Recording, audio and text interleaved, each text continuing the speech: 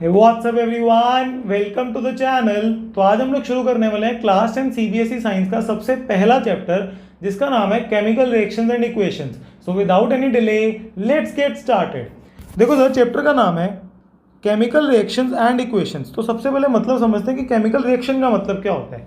देखो, तो chemical reaction का मतलब है the process involving a chemical change is known as a chemical reaction. उसने बोला ऐसा कोई भी प्रोसेस जिसमें केमिकल चेंज टेक्स प्लेस हो रहा है उसको बोलेंगे केमिकल रिएक्शन। तो अगर हमें केमिकल चेंज क्या होता है ये समझ लग जाए तो केमिकल रिएक्शन की डेफिनेशन क्लियर हो जाएगी। दो तरह के चेंजेस हमने लास्ट क्लास में पढ़े थे। पहला था फिजिकल चेंज। फिजिकल चेंज का मतलब क्या होता है, ऐसा कोई भी चेंज जिसमें बस एक सब्सटेंस की फिजिकल प्रॉपर्टीज में चेंज आ रहा है, ना कि उसकी कोई केमिकल प्रॉपर्टी में चेंज आ रहा है, और कोई नई सब्सटेंस भी नहीं बन रही। For example, ice converted into water. तो आइस का फॉर्मूला था H2O, वाटर का फॉर्मूला H2O। बस एक फिजिकल प्रॉपर्टी चेंज हुई, that is your change in state. But in दोनों की जो केमिकल प्रॉपर्टीज थी, पहले भी पानी था अब भी पानी है, वो नहीं चेंज हुआ और कोई नई सब्सटेंस भी नहीं फॉर्म हुई। तो ऐसे चेंज को बोलते हैं फिजिकल चेंज। केमिकल चेंज का मतलब होता है ऐसा कोई भी चेंज जिसमें एक सब्सटेंस की केमिकल प्रॉपर्टीज चेंज हो रही हैं और रिएक्शन होने के बाद एक नई सब्सटेंस भी फॉर्म हो रही है, उसको बोलते हैं केमिकल चेंज। फॉर एग्जांपल, अगर मैंने मैग्नीशियम रिबन को बर्न किया तो पहले मैग्नीशियम एक मेटल था Mg, जब बर्न करने के बाद एक वाइट पाउडर सी ऐश बन गई जिसको बोलते हैं मैग्नीशियम ऑक्साइड। अब देखो, मैग्नीशियम की प्रॉपर्टीज अलग है, मैग्नीशियम ऑक्साइड की प्रॉपर्टीज अलग हैं और एक नई सब्सटेंस भी फॉर्म हुई, तो ऐसे चेंज को बोलते हैं केमिकल चेंज। तो देखो सर, तो physical change is a change in which only the physical properties of the substances are changed but the chemical properties remains the same. तो केमिकल चेंज क्या होता है? It is a change in which a substance undergoes a change in its chemical properties. बस chemical properties में change आ रहा है, इसको बोलते हैं केमिकल चेंज। और new substances with different chemical properties are formed. पहले मैग्नीशियम था, मैग्नीशियम ऑक्साइड हुआ, तो नई सब्सटेंस भी फॉर्म हुई और उनकी केमिकल प्रॉपर्टीज भी डिफरेंट होती हैं। तो ठीक है सर, अभी तक हमने क्या पढ़ा? केमिकल रिएक्शन का मतलब होता है जब भी कोई केमिकल चेंज होगा तो मैं बोलूंगा chemical reaction has taken place. Physical change में बस फिजिकल प्रॉपर्टीज चेंज होती है, केमिकल प्रॉपर्टी सेम रहती है। और केमिकल चेंज के अंदर बस तुम्हारी केमिकल प्रॉपर्टीज चेंज होती हैं। ठीक है सर, यहाँ तक समझ आ गया। अब ना, ये मैंने नोट्स जो लिखे हैं इसमें से तुम डेफिनेशंस को पढ़ो, इसको साथ साथ लिखते जाओ। अब ये मैंने जहाँ लिखे, तुम्हारी एनसीईआरटी में ये लाइंस कहाँ प्रेजेंट है वो भी मार्क करवा रहा हूँ। तो तुम्हारी एनसीईआरटी अलॉन्ग विद मेरे नोट्स पढ़ लोगे तो तुम्हारी केमिस्ट्री प्रॉपर डन हो जाएगी। तो देखो सर, यहाँ पर उसने लिखा we have already learned about the physical and the chemical change in our previous classes. तो ये मैंने तुम लोगों को बता दी इसकी definition. whenever a chemical change occurs we will say that the chemical reaction has taken place। तो सर यहाँ तक तुमने पढ़ लिया। अब ना सबसे पहली एक्टिविटी पढ़ते हैं एनसीईआरटी की। देखो, जब भी हम एनसीईआरटी एक्टिविटी पढ़ते हैं ना, इसमें दिक्कत क्या आती है कि यहाँ पर ये लिख देता है व्हाट डू यू ऑब्जर्व। अब सर ये व्हाट डू यू ऑब्जर्व जो है वो हमें ऑब्जर्वेशंस पता नहीं लगती, तो मैंने अपने ये जो नोट्स है ना उसमें ऑब्जर्वेशंस लिख के दिए हैं। एक्टिविटी को तुम लोग एनसीईआरटी से रेफर करोगे। इस एक्टिविटी में क्वेश्चंस कैसे बन सकते हैं और क्या क्या इंपॉर्टेंट क्वेश्चन है वो भी साथ साथ बताता जाऊंगा और तुम अपनी एनसीईआरटी में मार्क करते जाओ। देखो सर, सबसे पहले एक्टिविटी क्या बोलती है, कहता है एक मैग्नीशियम रिबन को लो। ठीक है, मैग्नीशियम रिबन को लेके उसको सबसे पहले सैंड पेपर के साथ रब करो। सर, सैंड पेपर के साथ मैग्नीशियम रिबन को रब क्यों करते हैं? उसका सिंपल सा रीज़न क्या है। देखो, जो मैग्नीशियम है वो एक मेटल है, वो एटमॉस्फेरिक ऑक्सीजन के साथ रिएक्ट करके ना, ये अगर एक मैग्नीशियम है तो ये क्या करता है, मैग्नीशियम रिबन अपने एटमॉस्फेयर की जो ऑक्सीजन होती है ना उसके साथ रिएक्ट करके एक लेयर फॉर्म कर लेता है जिसको हम बोलते हैं मैग्नीशियम ऑक्साइड। तो सैंड पेपर के साथ इसको रब इसलिए करते हैं ताकि ये जो मैग्नीशियम ऑक्साइड की जो लेयर इसने फॉर्म कर दी है ना, इसको हम रिमूव कर सके और हमारे पास एक मैग्नीशियम आ सके जिसको हम आगे बर्न कर सकें। तो सबसे पहले उसने बोला एक मैग्नीशियम रिबन लो, इसको सैंड पेपर से रब करो। अब सैंड पेपर से रब क्यों करना है? ताकि हम जो ऊपर मैग्नीशियम ऑक्साइड की लेयर है ना उसको रिमूव कर सकें। तो देखो सर, पहला तो क्वेश्चन इस एक्टिविटी में से ये बनता है, उसने बोला clean the magnesium ribbon bye rubbing with sand paper. तो सबसे पहला क्वेश्चन बनता है वाई। तो मैंने ये वाई का आंसर यहाँ लिख के दिया है। तो उसने बोला magnesium ribbon should be clean in order to remove the layer of magnesium oxide from the surface of the magnesium ribbon। ये मैंने तुम्हें समझा दिया। अब एक्टिविटी में फर्दर क्या बोलता है कि तुमने उसको सैंड पेपर से रब कर दिया, अब तुम एक बर्नर की हेल्प से क्या करो, उस मैग्नीशियम रिबन को बर्न करना शुरू करो। जब तुम मैग्नीशियम रिबन को बर्न कर लोगे ना तो एक वाइट पाउडर फॉर्म होगा, एक ऐश फॉर्म होगी, उसको तुम कलेक्ट कर लेना और आगे उसका एनसीईआरटी का favourite question what do you observe. अब ध्यान से सुनो, सबसे पहले ना हम लोग इस एक्टिविटी को पढ़ लिया, ठीक है। एक्टिविटी की इक्वेशन बनाएंगे, फिर उसकी ऑब्जर्वेशंस को पढ़ेंगे। इक्वेशन कैसे बनानी है इसको डिटेल में आगे डिस्कस करूंगा, बट ये एक्टिविटी के हिसाब से तुम्हें बता रहा हूँ। सबसे पहले उसने बोला मैग्नीशियम लो। अब मुझे पता है जो केमिकल इक्वेशन होती है उसमें सिंबल्स लिखने होते हैं, तो मैग्नीशियम का सिंबल होता है Mg। अब मेरे को एक बात बताओ, बर्न करने के लिए ऑक्सीजन चाहिए, बिना ऑक्सीजन के कोई आग तो लगती नहीं है, इसीलिए मैंने इसको रिएक्ट किया ऑक्सीजन के साथ। तो यहाँ पर लिखा O2, क्योंकि जो ऑक्सीजन होती है ना वो डायटोमिक मॉलिक्यूल में प्रेजेंट होती है एटमॉस्फेयर के अंदर, ठीक है। अब देखो मैग्नीशियम प्लस ऑक्सीजन, उसने क्या बोला, व्हाइट कलर की ऐश फॉर्म होगी जिसको हम क्या बोलते हैं, मैग्नीशियम ऑक्साइड। अब सर देखो मैग्नीशियम ऑक्साइड बना कैसे, मैंने यहाँ पे लिखा मैग्नीशियम, यहाँ लिखा ऑक्सीजन। मैग्नीशियम की वैलेंसी होती है 2, ऑक्सीजन की वैलेंसी होती है 2, तो ये आपस में कट गए तो बना मैग्नीशियम ऑक्साइड, ठीक है। तो ये इक्वेशन फॉर्म होगी Mg+O2 MgO। मैं यहाँ पर 2 लगा रहा हूँ। सर ये वाला 2 क्यों लगाया, ये मैंने लगाया बैलेंसिंग के लिए, ये बैलेंसिंग बाद में बताऊंगा। अभी अगर तुम्हें इतना समझ आ गया ना कि सर ये Mg ऑक्सीजन और MgO क्यों लिखा है, तो तुम्हारा काम भी हो जाएगा। ये जो मैंने 2 क्यों लिखा है वो बाद में बताऊंगा, जो ब्लू कलर में हाईलाइटेड है। तो इक्वेशन बन गई Mg+O2 गिव्स आउट MgO।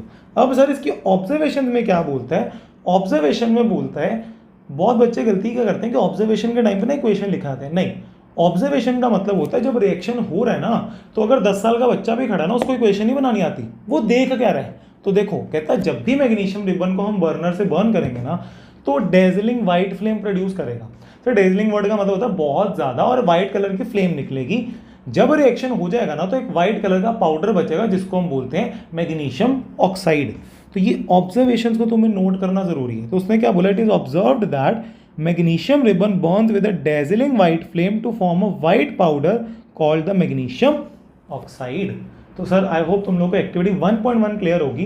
इसमें एक क्वेश्चन बनेगा कि क्यों सैंड पेपर से रब करना है, और इसकी ऑब्जर्वेशन बताओ। और इक्वेशन क्या थी, Mg+O2, क्योंकि ऑक्सीजन डायटोमिक मॉलिक्यूल में प्रेजेंट होता है, तो बना MgO। मैग्नीशियम की वैलेंसी 2, ऑक्सीजन की वैलेंसी 2, तो ये आपस में कट हो गए।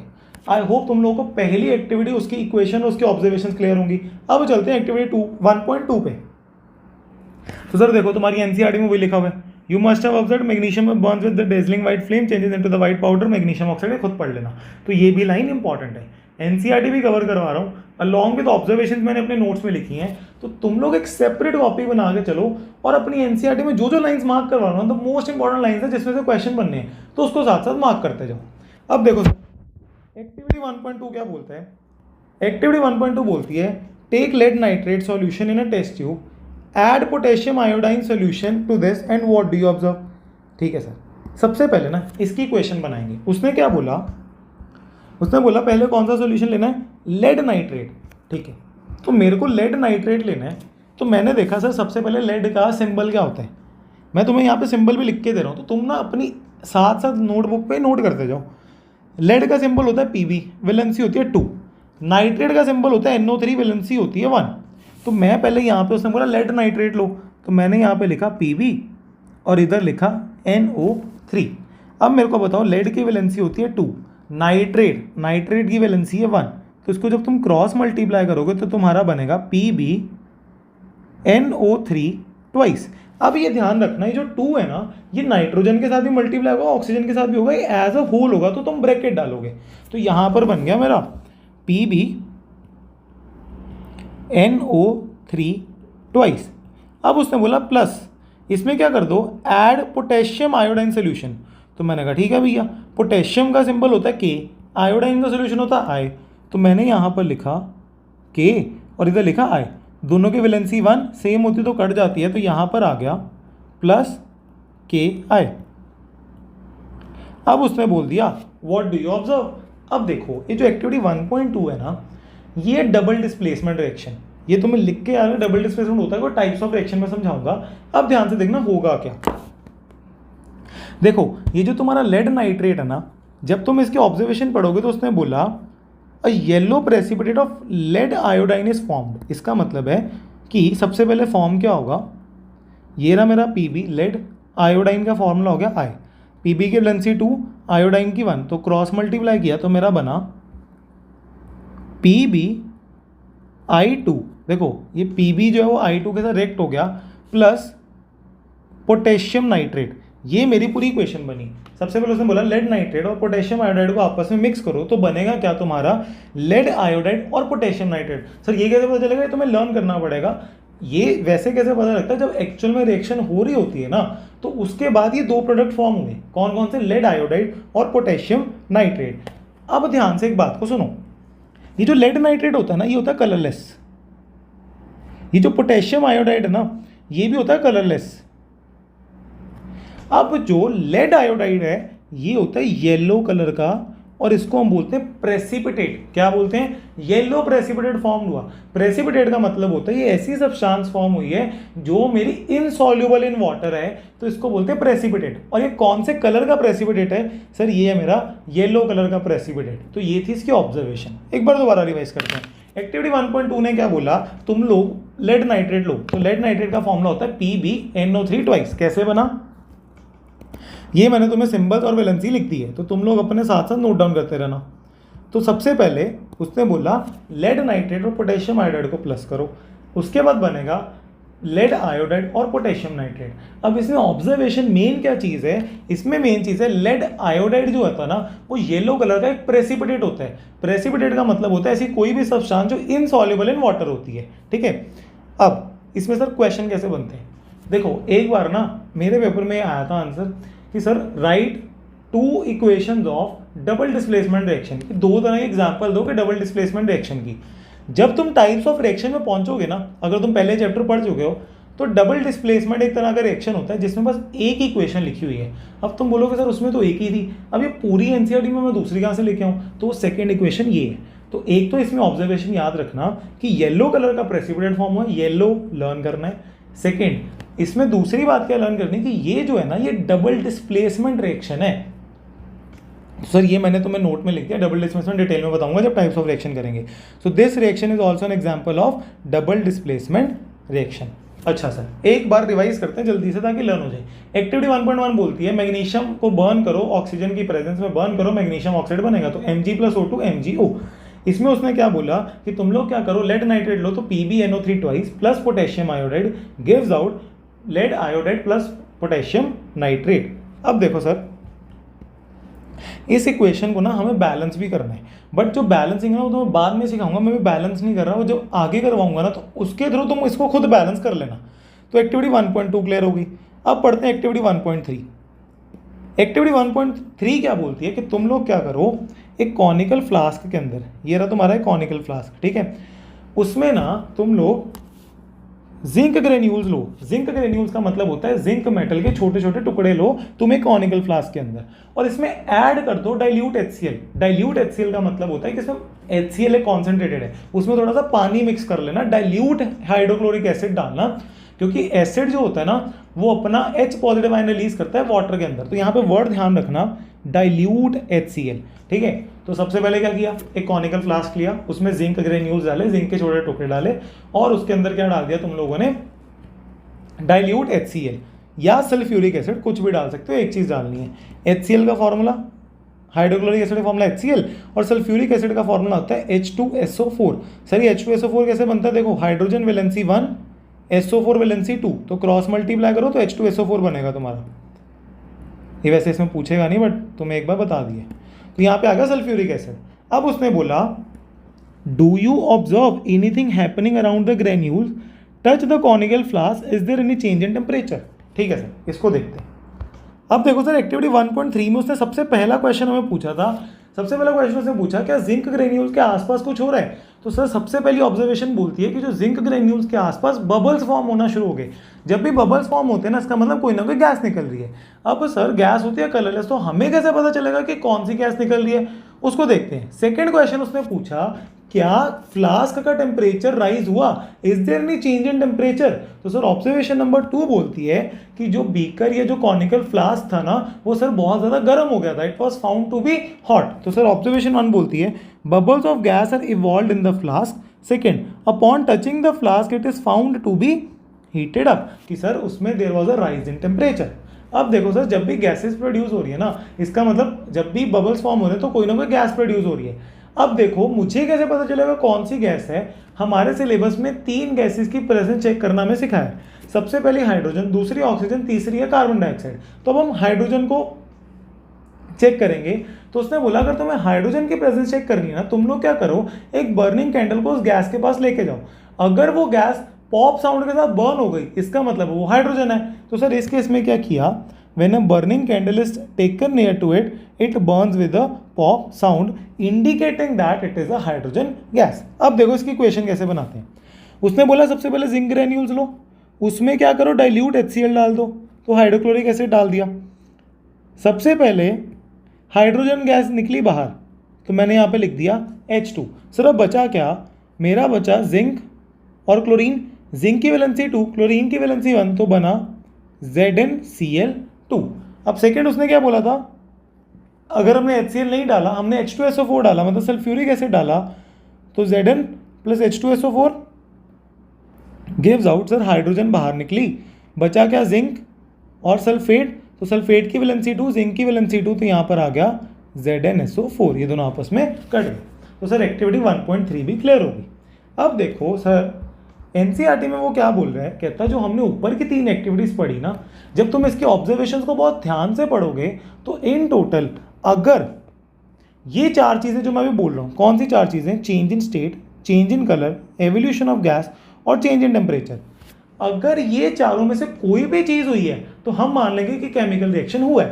तो देखो सर इसने यहीं पे ये बोला, from the above 3 activities we can say that any of the following observations, any of the following observation मतलब अगर कोई चेंज इन स्टेट हुआ है या चेंज इन कलर हुआ है या एवोल्यूशन ऑफ गैस हुई है, चेंज इन टेम्परेचर हुआ है, अगर कोई भी केमिकल रिएक्शन में ऐसा कुछ भी हुआ है तो हम मानेंगे कि कोई ना कोई केमिकल रिएक्शन टेक्स प्लेस हुआ है। उसने बोला this helps us to determine whether a chemical reaction has taken place, कि अगर ये चारों में से कोई भी चीज़ हो रही है तो हम बोल देंगे कि हाँ भाई केमिकल रिएक्शन हुआ है। तो सर कैसे, चेंज इन स्टेट में कैसे, कौन सी एक्टिविटी आएगी, सबसे पहले देखो एक्टिविटी 1.1 चेंज इन स्टेट हुई। एक्टिविटी 1.1 में कैसे, मैग्नीशियम एक मेटल था, मैग्नीशियम ऑक्साइड एक वाइट कलर का पाउडर था, एक ऐश थी, इसका मतलब है सर इसमें चेंज इन स्टेट हुआ। तो एक्टिविटी 1.1 में वो बता रहा है कि there is a change in state. Sir कैसे चेंज इन स्टेट, जब हमने बर्न किया मैग्नीशियम रिबन को, मैग्नीशियम ऑक्साइड फॉर्म हुआ था जो एक वाइट पाउडर था, वेयर एज द मैग्नीशियम जो था एक मेटल था। अब सर उसने बोला चेंज इन कलर। मैंने तुम्हें एक्टिविटी 1.2 पढ़ाते हुए बोला था कि जो लेड नाइट्रेट और पोटेशियम आयोडाइड है ना, ये दोनों कलरलेस सॉल्यूशंस होते हैं। बट उसके बाद बना क्या था सर, लेड आयोडाइड बना था जो एक येलो कलर का प्रेसिपिटेट होता है। तो पहले कलरलेस थे, अब क्या वो येलो कलर फॉर्म हो गया, इसका मतलब there was a change in colour. और जब चेंज इन कलर हो गया तो हम मान लेंगे कि केमिकल रिएक्शन टेक्स प्लेस हुआ है। तो देखो lead nitrate and potassium iodide both are mixed, both are colorless and are mixed, a yellow precipitate of lead iodide is obtained। फिर उसने बोला एवोल्यूशन ऑफ गैस। सर जो एक्टिविटी 1.3 पढ़ी उसमें हाइड्रोजन गैस निकल रही है, तो sir when zinc react with dilute sulphuric acid hydrogen gas is evolved. Change in temperature, मैंने बताया था एक्टिविटी 1.3 में the beaker was found to be hot, तो इसका मतलब है there was a rise in temperature, तो टेम्परेचर चेंज हुआ। तो उसने बोला zinc granules react with dilute sulphuric acid beaker is found to be hot. और सर एक फिफ्थ जो ऑब्जर्वेशन है वो है मेरा फॉर्मेशन ऑफ प्रेसिपिटेट, जो मेरे एक्टिविटी 1.2 में हुआ। तो यहाँ तक हमने क्या कंक्लूजन निकाला तीनों एक्टिविटीज पढ़ने के बाद कि whenever there will be a change in colour, change in state, evolution of gas, change in temperature और फॉर्मेशन ऑफ प्रेसिपिटेट, अगर इन पांचों में से कोई भी एक चीज हो रही है तो मैं बोल दूंगा that the chemical reaction has taken place. I hope तुम लोगों को यहाँ तक एनसीईआरटी भी क्लियर होगी और नोट्स भी क्लियर होंगे। अब देखो सर चैप्टर का नाम था केमिकल रिएक्शन एंड इक्वेशन, तो अब केमिकल इक्वेशन का मतलब समझते हैं। केमिकल इक्वेशन का मतलब क्या होता है कि जो भी हमने केमिकल रिएक्शन किया है ना उसको सिंबल्स के फॉर्म में लिख दो, उसको बोलते हैं chemical equation. So a symbolic representation of a chemical reaction is called chemical equation. देखो सर सबसे पहले जब ये बन रहा था ना केमिकल इक्वेशन, तो उन्होंने बोला यार इतने बड़े सेंटेंस को हम क्या करते हैं, वर्ड की फॉर्म में इक्वेशन लिखते हैं। वर्ड की फॉर्म में इक्वेशन लिखने का मतलब है, मैंने एक्टिविटी 1.1 की इक्वेशन लिख रहा हूँ वर्ड की फॉर्म में, मतलब magnesium plus oxygen gives out magnesium oxide, इसको बोलते हैं वर्ड की फॉर्म में इक्वेशन। बट सर ये भी बहुत ज़्यादा बड़ी हो रही थी, इसलिए हमने इसको और छोटा करने की कोशिश की और इन वर्ड की जो इक्वेशन थी इसको हमने सिंबल्स की फॉर्म में लिखना शुरू किया।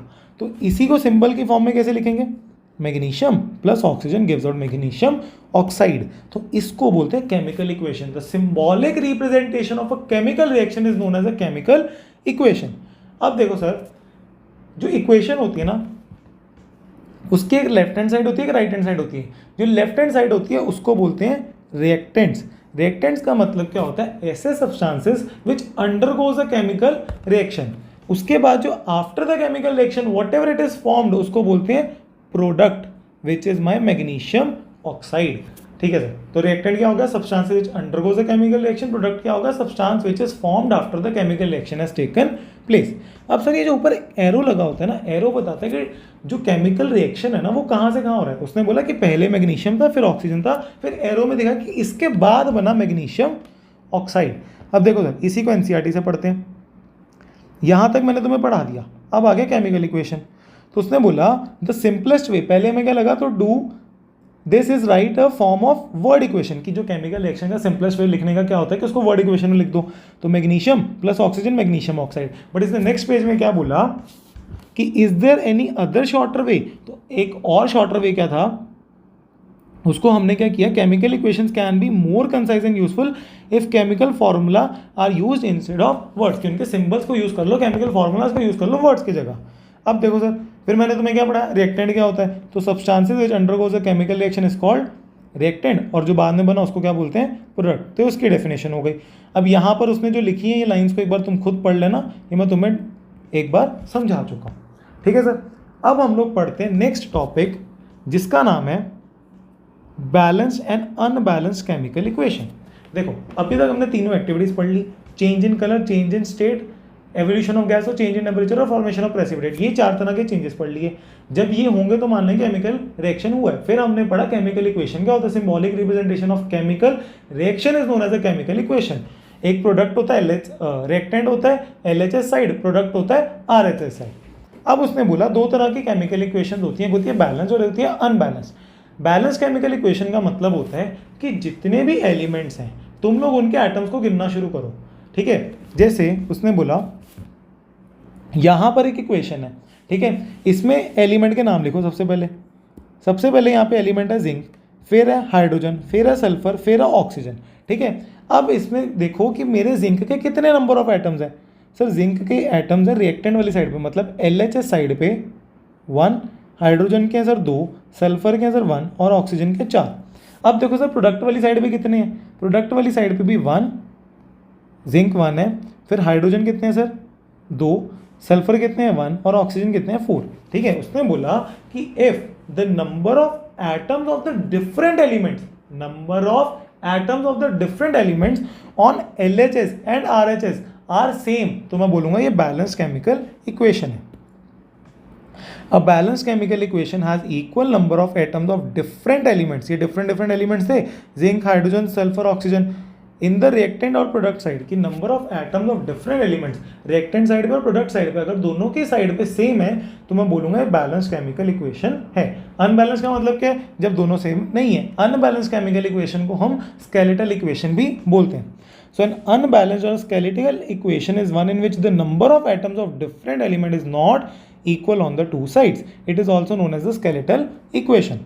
अब देखो सर यहाँ पे कितने एलिमेंट्स, एक मैग्नीशियम है, एक ऑक्सीजन है। मैग्नीशियम यहाँ 1 है और यहाँ पर रिएक्टेंट वाली साइड पे ऑक्सीजन है 2 और यहाँ पर 1 और 1। अब देखो ये दोनों सेम नहीं है, तो इसको बोलते हैं अनबैलेंस्ड या स्केलेटल केमिकल इक्वेशन।